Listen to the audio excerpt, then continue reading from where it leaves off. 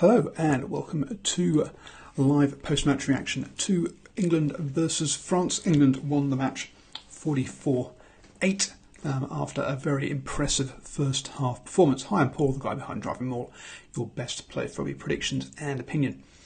And something that we've seen England do a lot recently is get that early try. And that's what we saw once again. Johnny May gets a hat-trick in this one. But you see some very clinical play from England, particularly in that first half of the game. Knock on by France, and then it's a kick through by Daly, who on the counter-attack, and May goes over in the corner. This is one of the things we're going to see a lot from England during this game, is those kicks through for Johnny May in particular to chase onto. A lot of the attack was down that left-hand side. Ashton obviously brought in to provide a similar threat on the right, but the ball just didn't go his way today.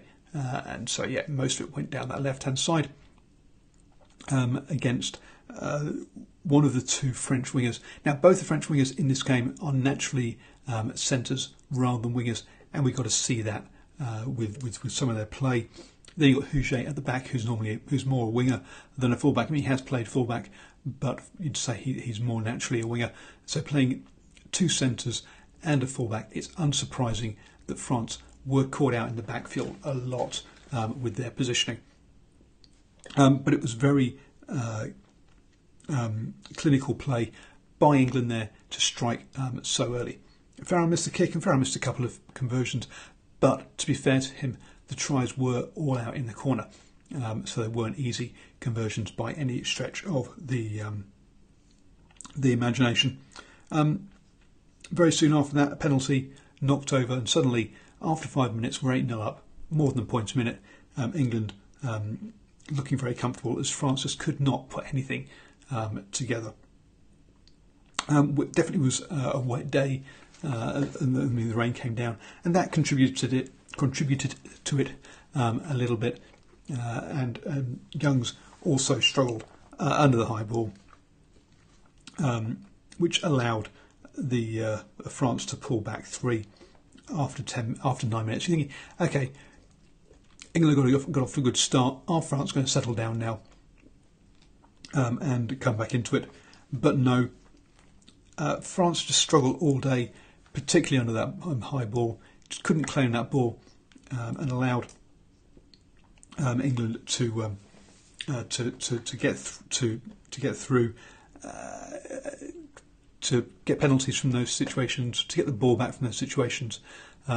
Both sides perhaps trying to push the line and see what Nigel Owens would let them get away with in those first few minutes when Curry gave up that penalty for holding on, but I don't think he gave up another penalty all game for holding on to the ball. And we saw the French run through and block runners trying to get under a high ball, and Nigel Owens penalised that. And again, we didn't see that again. We had a few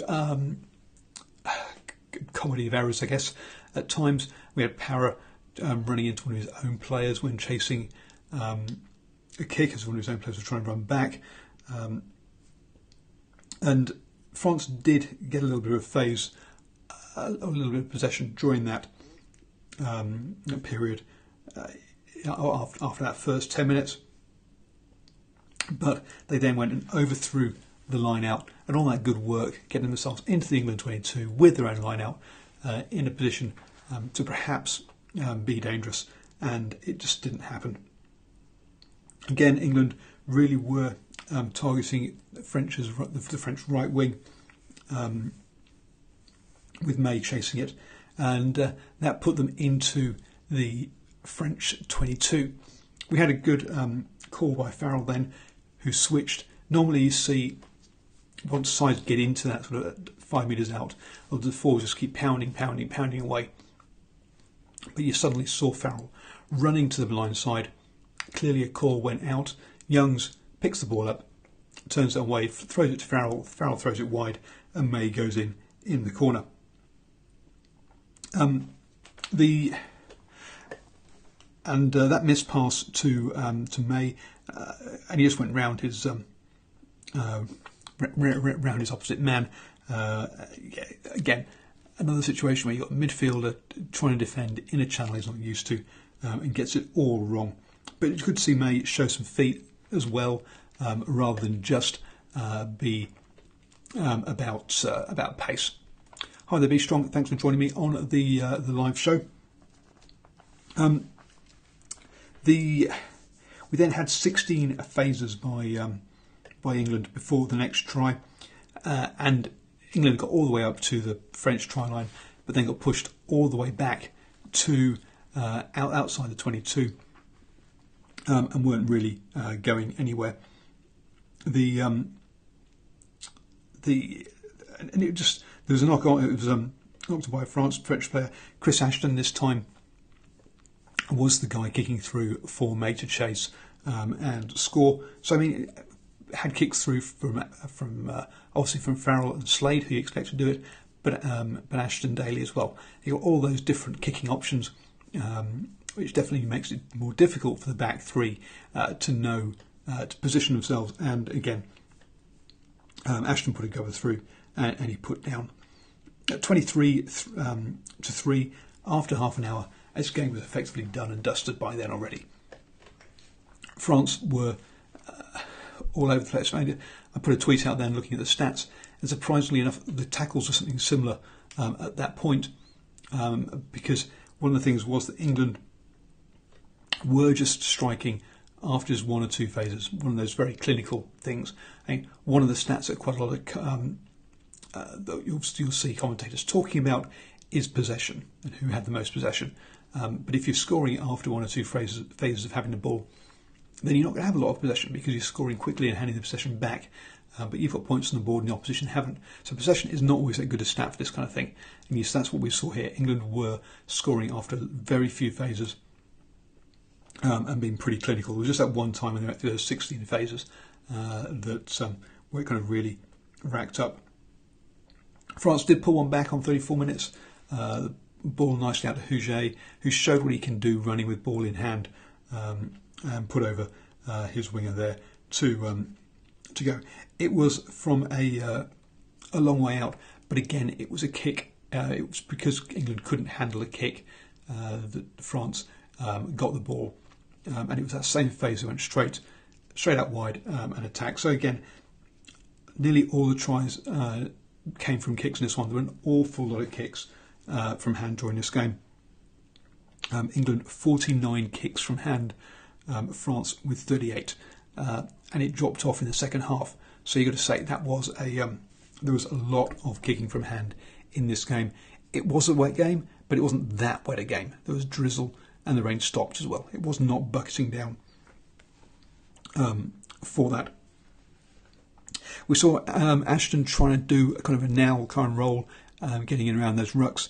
When that happens, the players the decision makers need to know and figure that out and not go to his wing, because they did that. He was coming back to his wing, got out of position, arrived, looked around, ball suddenly in his hands, and unsurprisingly, that play broke down. We had Slade go over as well. Huget was out of position, so kick through for Ashton, who just came up short. Ball goes wide. Slade steps his man and goes over. When I say step his man, it was the hooker was who he was lined up against. So we've got a mismatch, and in he goes after a Carl Sinclair mispass. I know I've said before this weekend that, or was it last weekend, that you don't want your front five doing mispasses. In this case, yeah, it came off. It was a bit looping. It was slower out to Slade, but it got there in enough time. That left it as 30 to 8, and the bonus point, or the try bonus point, was in the bag already. And yet the game was all over. Dominant tackles, that new stat that they like talking about, 15 by England, 5 by France. At that point, I didn't hear it at the end of the game, so I'm not sure how it went in the second half. But I'm not sure that was what this game was about. Yes, that was clearly one of the contributing factors. But England's kicking game today was spot on. And what you noticed was that England were not kicking to touch. All the kicks stayed in play.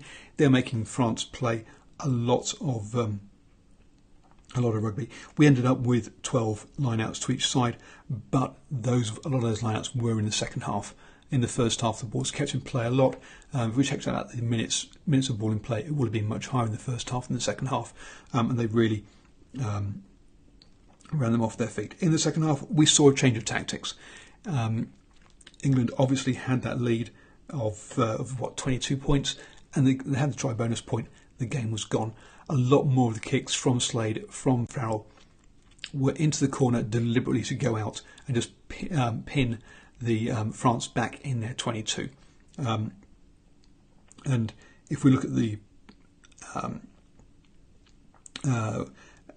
and whilst England didn't get that much, were definitely down in territory in that second half, partially perhaps down to that change in tactics, but that was part of the idea. The idea definitely in the second half was to try and just pin France back, make them, if they're going to have any sort of comeback, they're going to have to come back from a long way out. So it's a bit of a different start of play. Noticed in the second half also, England were in the French half just, and we still saw Ben Young's box kicking. I mean, you box kick, you're supposed to sort of start. I know people don't want to play in their own 22; they want to play in their own half, but you normally expect to play in the opposition's half. But England, even then, were putting in some box kicks as well. I say an awful lot of kicking in this game.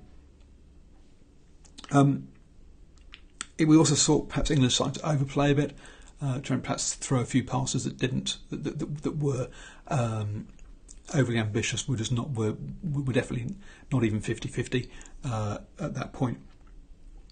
But they did. I think they reined that back in the end and stopped that. We then had a penalty try, which I think was a little bit controversial. Oh, actually, I think it's controversial. I think England were very lucky. Slade intercepted the ball correctly, went downfield, and then kicked it forward for Ashton to chase. I think Ashton had overrun the ball when he got tackled and had missed chipping it forward. So yes, that's what was supposed to be happening. I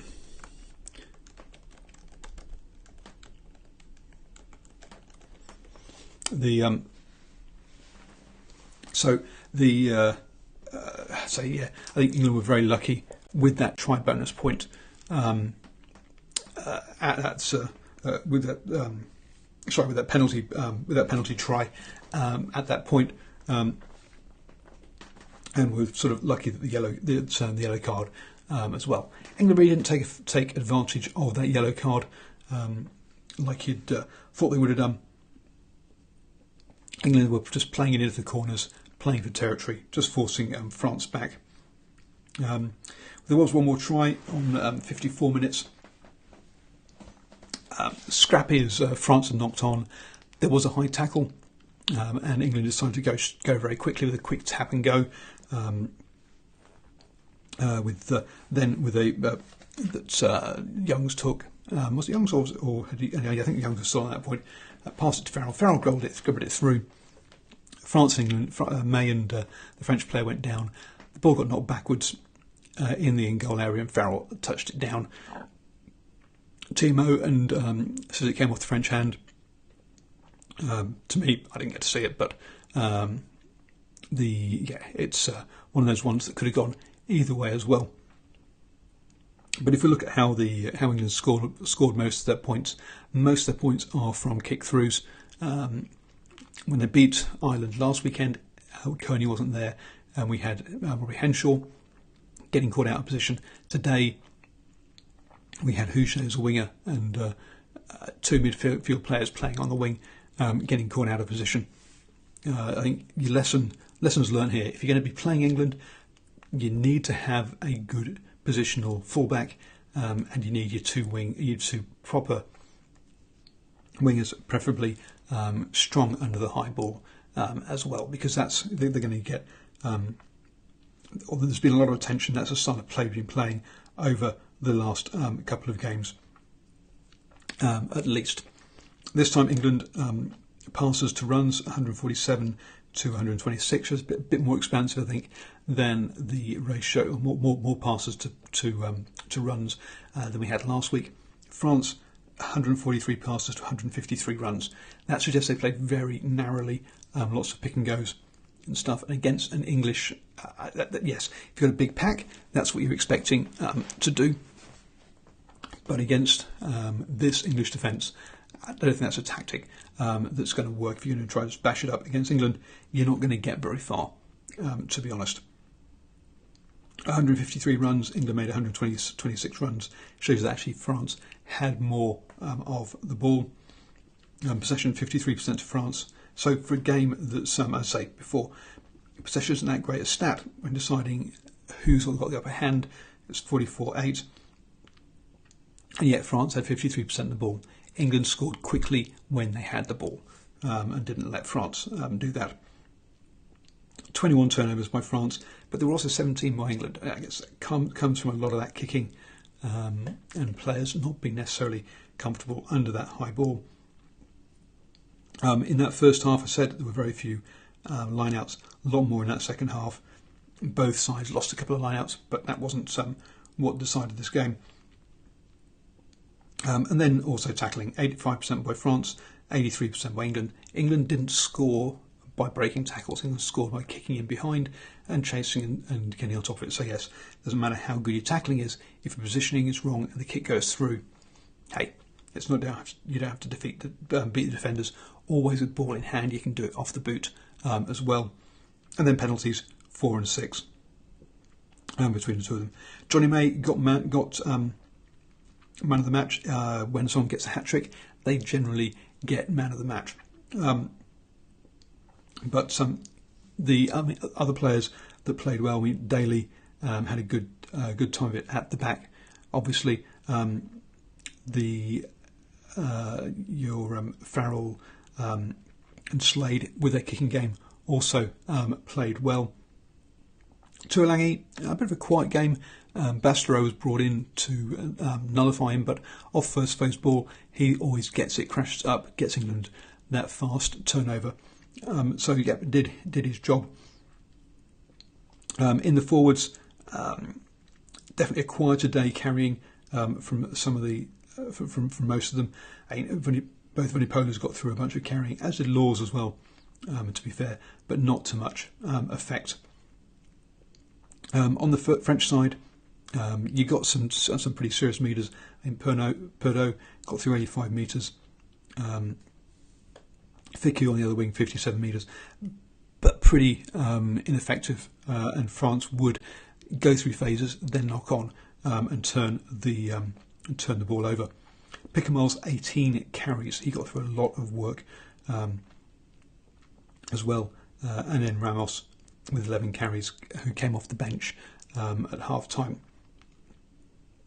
The defensive side of things, as you'd expect, your Picamoles, Itura got through, Kamara got through a lot of work in there. So France, on the whole, had a good tackle completion, but it was the kicking through that was their problem. On England's side, again, as you'd expect, Wilson and Curry both had big games on this. We had a number of turnovers by Wilson. Curry obviously had had that blood injury, which saw him go off for a while. But apart from that, really was a menace. 18 tackles for Wilson and 19 for Curry. Shows them. Vunipola got through. Mako Vunipola got through another 11 tackles. Another big day at the office for him. He obviously went off early. Hopefully his ankle is okay. And Courtney Laws with 15 tackles as well. Particularly that one that cut Bastareaud in half was a good one. You could say, Mark Wilson missed 5 tackles, with Farrell missing 4, but at the end of the day, England again were up on those dominant tackles, which seems to be their style of play, missing a couple here and there. When you've only allowed one try, I don't think that's a big problem. On On the discipline side of things, we said earlier that there weren't many penalties in this game, and both sides had figured out pretty early on what Nigel Owens wasn't going to allow, and they stayed within those boundaries pretty well. So good victory from England based off a fantastic first half performance. Second half much quieter, which is unsurprising. As I say, I think they changed the tactic to make France try and chase the game rather than England going out trying to score lots of points. Now, whether that's thinking further ahead when they've got narrower leads and having to defend them and learning how to do that kind of stuff. This isn't all about just winning the Six Nations. There's also going to be an element of developing the team and making sure they're ready for certain scenarios when we come to the Rugby World Cup later in the year. So another good performance by England. Next weekend they actually bring up the tables. Weekend after next, in the next round, they go away to Wales. That is going to be a key game for them. Wales coming off the back of 2 victories themselves. Now, a lot of people are saying they're not convinced by those victories, but hey, they've got the wins in the bag. 2 wins one against France, one against Italy. Sure, they haven't picked up the bonus points. So currently we have England in first place on 10 points, Wales following on 8, Scotland in third place with 5 points, Ireland in fourth with 4, France with 1 point, and Italy with 0. Let's be honest, after 2 losses, France and Italy are going to come 5th and 6th. The only question is in which order, whether Italy can beat France in that last game of the round when it's in Italy. And it's between the other 4 as to how it's going to pan out. Next round, with France hosting Scotland. That's going to be a big test for Scotland because obviously coming off the back of a loss, their away form hasn't been great, but France really are in the doldrums. Scotland really needs to put that one away. Wales versus England is clearly going to be the big game of the round, and we're going to be seeing how can England, the 2 top teams in the competition so far from a results point of view, go head to head. So that should be an absolute cracker. And then Italy host Ireland, which is, let's be honest, going to be an Ireland victory. Key games after that is Scotland host Wales, and then in the final round, the other key games are going to be Wales hosting Ireland and England hosting Scotland. So those are the games that are going to decide this. The ones I expect all the other teams to beat. France and Italy. That the only one that is a bit of a question mark is that away game for Scotland against France. To show they're progressing, they really need to make sure they nail that one. Right, it's 6 o'clock in the morning here. I'm off to bed. Thank you very much for joining me. I'm Paul, the guy behind DrivingMaul. Check out the various things that are on the screen. For those watching the recording, do subscribe, and lots of Super Rugby stuff coming your way, and also post-match reactions to further Six Nations games.